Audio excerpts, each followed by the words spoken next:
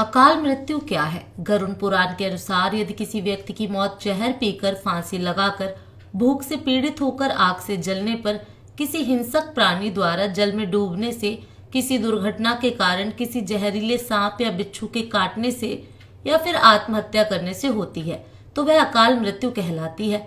अकाल मृत्यु वह स्थिति है जब शरीर तो नष्ट हो जाता है लेकिन आत्मा संसार में ही बनी रह जाती है।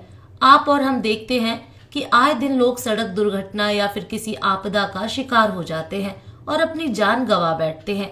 ऐसी मौतों को धर्म शास्त्रों में अकाल मृत्यु का दर्जा दिया गया है। आइए जानते हैं अकाल मृत्यु कैसे और क्यों होती है।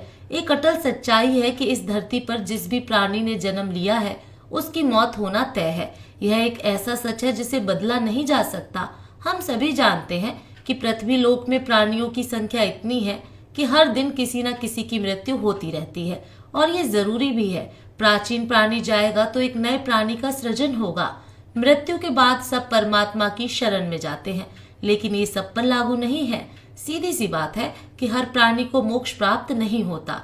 इनमें से कुछ ऐसे भी होते हैं जिनकी आत्मा सदियों तक पृथ्वी लोक में ही भटकती रहती है और इसका कारण है उनकी अकाल मृत्यु होना, यानी भगवान का दिया हुआ पूरा जीवन ना जीना।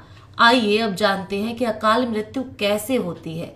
हमारे वेदों में मनुष्य की उम्र 100 साल निर्धारित की गई है, तो अकाल मृत्यु क्यों होती है? इन 100 साल की निर्धारित उम्र में दुष्कर्म को नहीं मिलाया गया है। मतलब इंसान की मृत्यु तभी होती है जब उसके पास धर्म कार्यों के लिए शक्ति नहीं होती है या फिर उसका शरीर उसे धर्म कार्य करने की इजाजत नहीं देता, अर्थात वह धार्मिक कार्य करने के लायक नहीं रहता। इससे अलग जब कोई व्यक्ति अपनी इच्छा से धार्मिक कार्यों को त्याग देता है तो पृथ्वी पर उसके जीवन की अवधि कम होती जाती है। यानी इंसान की उम्र भले ही 100 साल हो, लेकिन अपने कर्मों के कारण वह अपनी उम्र को खुद ही कम करता चला जाता है, जिस कारण व्यक्ति की अकाल मृत्यु हो जाती है। अब जानिए अकाल मृत्यु के बाद आत्मा का क्या होता है। भगवान श्री विष्णु जी गरुड़ पुराण के माध्यम से यह बताते हैं कि मनुष्य के जीवन के 7 चक्र निश्चित होते हैं। जो मनुष्य इस चक्र को पूरा नहीं कर पाते, ऐसे में वे मनुष्य अकाल मृत्यु को प्राप्त हो जाते हैं। अचानक की मृत्यु होने की वजह से मनुष्य की मोह माया, इच्छा और तृष्णा बनी रहती है जो कभी पूरी नहीं हो पाती। ऐसे में शरीर तो नष्ट हो जाता है, लेकिन अकाल मृत्यु प्राप्त होने वाली आत्माएं धरती पर अपने परिजनों और जीवित लोगों को कष्ट पहुंचाती रहती हैं और अपनी तृष्णा पूरी करने की कोशिश करती हैं। गरुड़ पुराण के अनुसार प्राकृतिक मौत से मरने वाले मनुष्य को 41 दिन में दूसरा शरीर प्राप्त हो जाता है। इसके विपरीत अकाल मृत्यु को प्राप्त व्यक्ति भूत, प्रेत, पिशाच, कुष्मांडा, ब्रह्मराक्षस, बेताल और छत्रपाल योनि में भटकता रहता है। उनकी आत्मा को जल्दी से शांति नहीं मिलती। गरुड़ पुराण के अनुसार अकाल मृत्यु में आत्महत्या को सबसे निष्कृष्ट माना जाता है। आत्महत्या को हमारे हिंदू ग्रंथों के अनुसार सबसे घिनौना कृत्य बताया गया है। भगवान श्री विष्णु जी ने गरुड़ पुराण में आत्महत्या को ईश्वर का निरादर करना और अपमान करना कहा है। भगवान श्री हरि विष्णु जी कहते हैं कि आत्महत्या करने वाले मनुष्य की आत्मा पृथ्वी लोक पर तब तक भटकती रहती है जब तक कि वह प्रकृति द्वारा निर्धारित अपने जीवन चक्र को पूरा नहीं कर लेती। ये घोर कृत्य एक किस्म की सजा है। इस प्रकार की आत्मा को न तो नरक लोक में जगह मिलती है और न ही स्वर्ग लोक में। इस प्रकार की आत्मा को मरने के बाद भी सबसे कष्टदायक स्थिति से गुजरना पड़ता है। यह आत्माएं अंधकार में तब तक भटकती रहती हैं जब तक कि उन आत्माओं का प्रकृति द्वारा निर्धारित जीवन चक्र पूरा नहीं हो जाता। आत्महत्या करने वाली आत्माओं के कष्ट को तो दूर नहीं किया जा सकता, लेकिन गरुड़ पुराण में अकाल मृत्यु को प्राप्त मनुष्य की आत्मा की शांति हेतु कई उपाय और मंत्र बताए गए हैं, जिन उपायों को घर के परिजन द्वारा किया जाता है और जिससे कि अकाल मृत्यु को प्राप्त मनुष्य की आत्मा इन उपायों और मंत्रों द्वारा शांत की जाती है और तब वह आत्मा घर के लोगों और बाहरी लोगों को कष्ट नहीं पहुंचाती। लेकिन आत्मा इन उपायों और मंत्र के द्वारा केवल शांत होती है।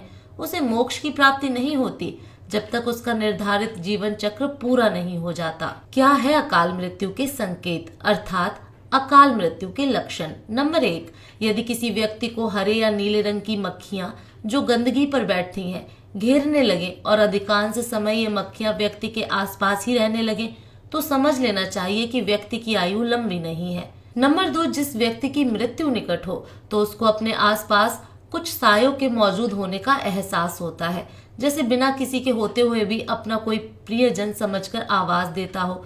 ऐसे व्यक्ति को अपने पूर्वज, पितर और कई मृत व्यक्ति भी नजर आते रहते हैं। नंबर 3, समुद्र शास्त्र के अनुसार जब मृत्यु निकट आती है तो हथेली में मौजूद रेखाएं अस्पष्ट और इतनी हल्की दिखाई देने लगती हैं कि उसे देख पाना संभव नहीं होता, यानी व्यक्ति के हाथ से किस्मत की लकीरें मिटने लगती हैं। नंबर 4, जिन लोगों की मृत्यु निकट होती है वे अपनी छाया को भी खुद से अलग देखने लगते हैं। उनको ऐसा लगता है कि हमारी छाया हमसे अलग क्रियाकलाप कर रही है।